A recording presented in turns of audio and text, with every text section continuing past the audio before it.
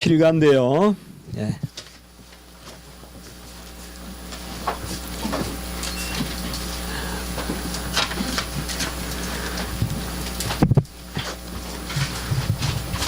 최고의 비밀은 바로 하나님이 사람이 되신 것인데, 이 하나님이 사람이 되셨다라고 우리는 표현하지만 이게 우리 언어의 한계인데요.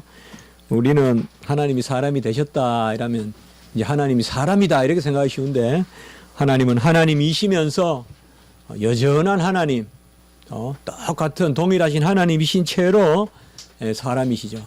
그래서 오늘 우리가 이제 골로새서 3장 1절에서는 보호자 우편이라고 해서 같이 한번 해볼까요? 경역성, 바로 장소, 장소 이제 그러니까 어느 곳에 있는 거죠.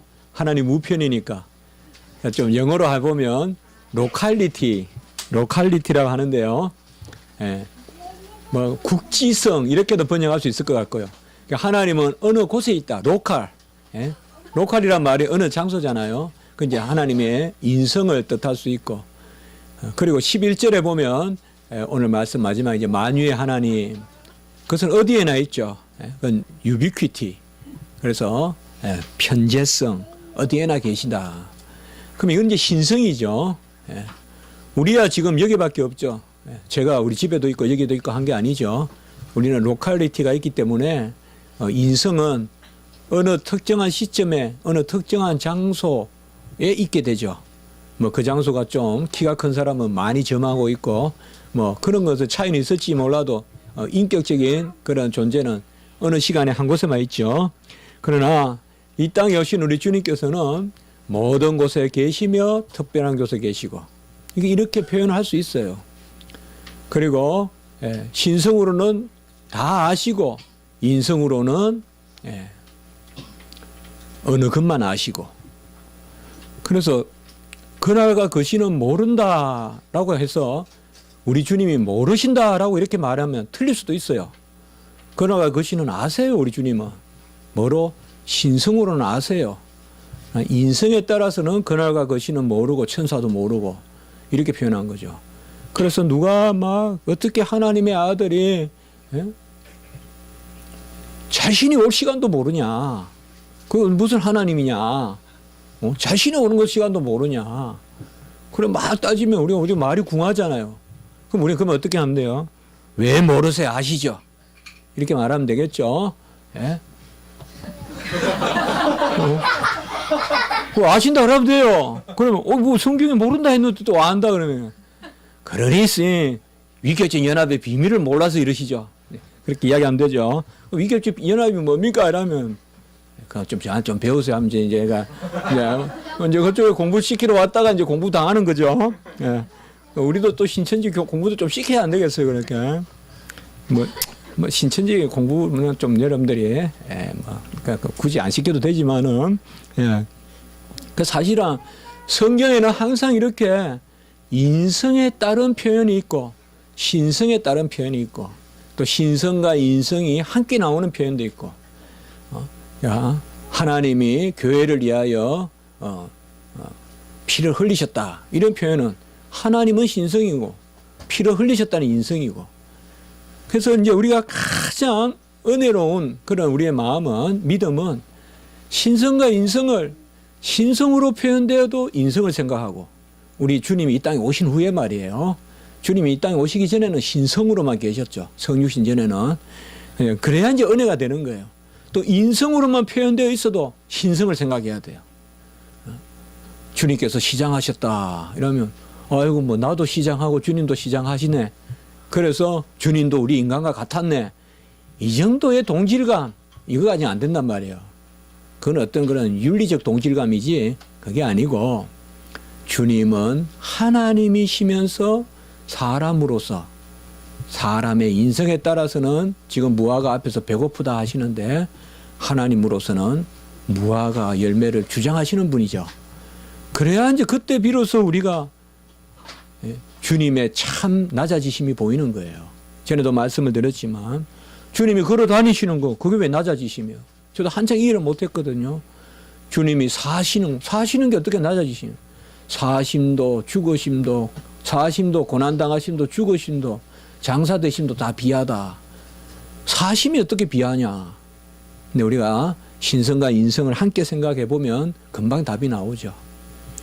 그분이 걸어 다니신 것도 낮아지심이죠. 왜요? 그분은 모든 곳에 계시면서 유비키티가 있으시면서 로컬리티를 취하여서 어느 곳에 계시니 로컬리티에 따라서는 장소적 어떤 국지성에 따라서는 주님도 걸어 다니셔야 되죠. 그래서 저 유월절 지키러 가시기도 하고 그렇게 하셔야 되잖아요. 세례 받으러 내려오시기도 하고 그럼 그냥 걸어 다니신 거. 그래서 주님도 막 우리를 위하여 세례 받으신다고 수고하시고 먼 길 걸어 다니시고 나도 심리 걸어 보니까 힘든데 주님도 막 몇 시간 걸려서 걸어 다니시고 이 정도는 우리가 윤리적 동질감 혹은 인류학적 동질감이라 해요. 앤스로폴로지컬. 주님도 인간이고 나도 인간이고 이렇게 보는 것은 주님의 고통을 우리가 헤아릴 수 없는 거예요. 그렇게 해서는. 그렇게 보다 보면 주님이나 나나 똑같은 인간이고 주님은 조금 더 뛰어난 인간에 불과해요. 그래서는 절대 주님의 고난이 안 보여요. 주님은 모든 곳에 계시는 분이 지금 인성을 취하셔서 저렇게 옮기고 계시다. 이러면 이제 우리 안에 얼마나 주님이 낮아지셨는가. 그 인성의 능력을 지금 사용하지 아니하시고 억제하시고 그리고 신성으로 다니시니. 그래서 오늘 이제는 왜 신성이 필요하신가. 그리고 다음 주에는 왜 인성이 필요한가. 이 부분은 오히려 신앙 고백서에는 나오지 않고 대열이 문답에 나오는데요. 대열이 문답 이 부분이 참 잘 표현되어 있어요. 이건 어느 신학 책을 찾아도 안 나오는 부분인데 조금 길지만은 그렇게 어려운 내용은 아니지만 상당히 좋은 중요한 그런 내용입니다. 우리 한번 좀 같이 한번 읽어보겠습니다. 자, 오늘 67 과의 신성의 필요성 대열이 38문답 같이 있습니다. 시작. 중보가 하나님이셔야 함은 인성을 유지 보존시켜 하나님의 무한한 진노와 사망의 권세 아래 몰락되지 않게 하시고 그의 고난과 순종과 대언의 가치와 효력을 부여하시며 하나님의 공의를 만족시키시고 그의 총애를 획득하시며 한 친 백성을 사시고 자기 영을 그들에게 주시며 그들의 모든 적을 정복하시고 그들을 영원한 구원에 이르게 하려 하기 때문이다. 칼빈이 유명한 말을 했죠. 홀로 하나님으로서는 죽음을 죽을 수 없고 홀로 사람으로서는 죽음을 이길 수 없다. 이런 말 간단하게 했죠. 이게 이제 바로 성육신의 필연성이라고 하는데 이런 부분 대체로 우리가 이렇게만 이야기하거든요. 홀로 하나님으로서는 죽음을 느낄 수 없고 홀로 사람으로서는 죽음을 이길 수 없기 때문에 그는 사람으로서 죽음의 고통을 당하셔야 되고 하나님으로서는 죽음을 이기셔야 한다. 그래서 그는 하나님이시자 사람이셔야 된다. 이런 표현은 가장 에센스의 표현이고 오늘 표현은 그걸 좀 더 길게 썼습니다. 왜 신성이 필요한가? 첫 번째 보면 인성을 유지 보존시켜 하나님의 무한한 진노와 사망의 권세 아래 몰락되지 않게 하시고 이 말은 예수님의 인성은 연약함이 있어요. 예수님은 우리와 같은 연약함을 취하였어요. 죄성은 없지만 연약성은 있어요. 우리의 연약함은 취하셨어요. 그래서 죄로 말미암은 연약성, 결과적인 연약성은 있어요. 무슨 말이냐? 죄가 없음에도 불구하고 죽으실 수 있잖아요. 본래 우리 인류는 죽음의 상태에 있지 않았어요. 그 다음에 고난이 없었어요. 에덴 동산에서는. 어떤 질병이라든지 배고픔이라든지 이런 고난이 없었어요. 그런데 주님은 죄가 없으심에도 불구하고 배고픔도 느끼시고 애통함도 느끼셨죠. 이러한 결과적인 연약함이 있어요. 굳이 표현해 본다면. 그래서 우리가 조금 고개를 가우뚱 하잖아요. 죄가 없으시다는데 어떻게 죄인과 같은 연약함을 가지고 계시냐. 바로 우리가 주님의 모습이거든요. 주님은 연약하셨어요, 사실. 그럼에도 불구하고 연약한 인성 가운데서 결코 주님은 실족지 아니하셨어요. 왜? 인성이 신성과 함께 계시기 때문에 그런 거예요. 이게 첫 번째 이야기예요. 그래서 우리는 그냥 인성이 채로 있기 때문에 연약함이 시쪽으로도 가요, 우리는. 그러나 하나님은 예수님은 인성 가운데 계시면서도 신성이 함께 계셨기 때문에 그 연합의 비밀을 우리가 다 헤아릴 수는 없어요. 이것을 함수관계로 논할 수도 없어요. 그러나 신성과 인성이 함께 있으므로 두 번째는 그의 고난과 순종과 대언의 가치와 효력을 부여하시게 하여 아무리 인성에 따라서 예수님이 죽으셨어도 그 죽음이 우리 것이 되려면 신성이 있어야 돼요. 이거 잘 기억하셔야 돼요. 제가 아무리 죽어도 우리 자녀들을 살릴 수 없어요. 우리 자녀들이 혹 죄를 지어서 감옥에 가게 되는데 제가 대신 갈 수 없어요. 대속할 수 없어요. 아들이 우리를 위하여 죽으셨더라도 그 고난의 가치는 하나님이 부여하시는 거예요. 그게 바로 부활이거든요. 부활의 권능이거든요. 부활의 권능은 예수님의 죽음을 우리 것으로 삼아주시는 선포예요. 그래서 예수님이 죽음을 죽이는 죽음의 선포란 말이에요.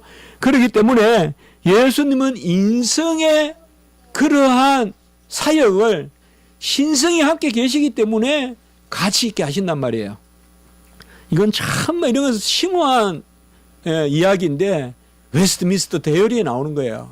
이런 게 우리가 놀라운 거거든요. 이거는 어디에도 안 나와요. 그래서 사실 저는 개인적으로 웨스트민스터 우리 스탠다드를 훨씬 하이델베르보다 심오하게 여겨요. 사실 역사적으로 봐도 그렇고요. 그래서 이런 부분이에요. 바로 그의 고난과 순종과 대언의 가치와 효력을 부여하시며 여러분이 신성과 인성에 좀 더 깊이 묵상을 해보셨으면 이런 답들이 상당히 끄트머리에 아주 상세한 답이라는 것을 알게 됩니다. 세 번째, 그의 공의를 만족시키시고 그의 총애를 획득하시며 아무리 인성에 따라서 순종하셨더라도 그분이 하나님이 아니시면 하나님 앞에 그것을 가져갈 수가 없어요. 그렇기 때문에 중보자는 신인 양성으로 계셔야 돼요. 하나님이 아니고서는 하나님의 것으로 하나님 앞에 면전에 가치를 효력을 드러낼 수 없어요. 그래서 그가 신성이시기 때문에 그의 총애를 획득하시고 네 번째는 한친 백성을 사시고 자기 영을 그들에게 주시며 그들의 모든 적을 정복하시고 여기는 대속이라고 쓰면 되겠죠. 그래서 우리는 이런 이야기를 해요. 혹시 기억하시는 분이 있을지 몰라도 기독교 강요에도 나오죠.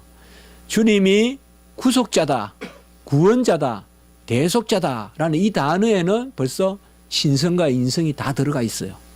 왜요? 대속을 하려면 두 가지가 있어야 되잖아요. 인성으로는 대신해서 죽으셔야 되고 신성으로는 그것을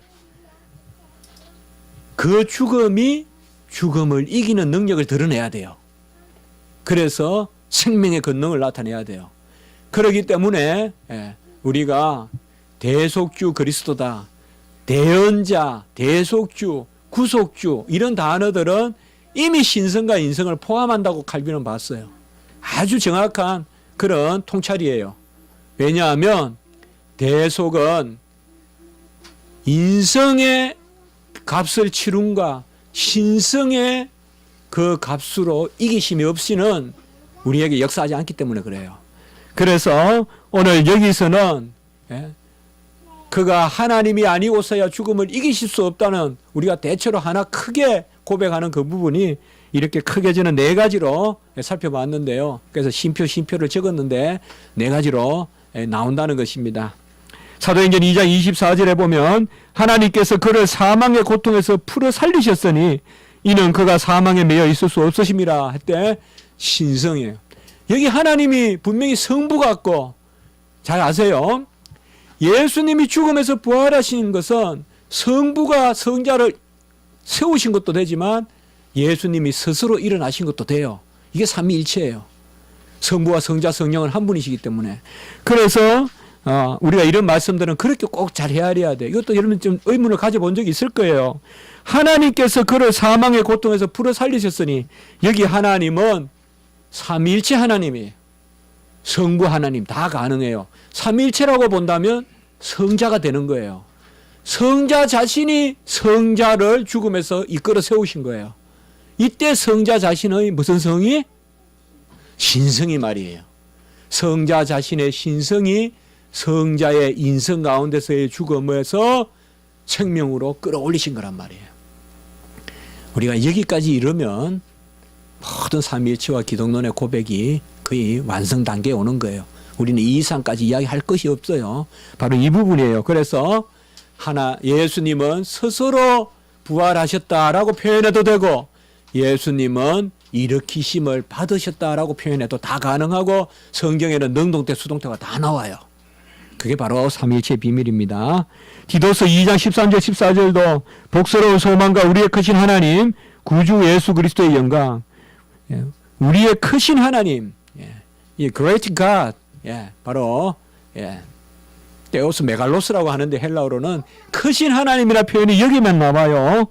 그가 우리를 대신하여 자신을 주시고 속량하시고, 이러한 일들은 주시는 일만은 인성이 할 수 있지만 속량의 권능은 신성이 있어야 돼요. 그래서 아까도 말씀을 드렸고, 히브리서 9장 14절 마지막, 하물며 영원하신 성령으로 말미암아 흠없는 자기를 하나님께 드린 그리스도의 피가 어찌 우리를 깨끗하게 하고. 우리가 이 구절을 읽으면 뭐 그냥 넘어가기도 쉽지만, 이제 오늘 말씀을 우리가 배웠기 때문에, 예수의 피가 우리를 속량하는 것은 예수님이 하나님이시자 사람이심으로 가능하다. 내 피는, 내 공로는 절대 우리 자녀들을 어찌할 수 없어요. 부모의 공로로 자녀가 구원받을 수 있고, 성인의 공로로 성도가 구원받을 수 있다는 것은 비성경적인 로마 캐톨릭 사상이에요. 우리는 절대 안 돼요. 하나님만이 인간의 공로를 다른 사람의 공로로 옮길 수 있어요. 전가하실 수 있어요. 그래서 바로 예수님은 하나님이시자 사람이시기 때문에 사람으로서 순종한 의, 그것을 하나님으로서 우리에게 전가해 주시는 거예요. 그래서 예수님은 하나님이셔야 돼요. 이것이 바로 오늘 우리가 배운 내용이고, 다음 주에는 그러면 그는 왜 사람이셔야 되는가, 이것을 다음 주에는 또 같이 나누도록 하겠습니다. 예배 드리겠습니다.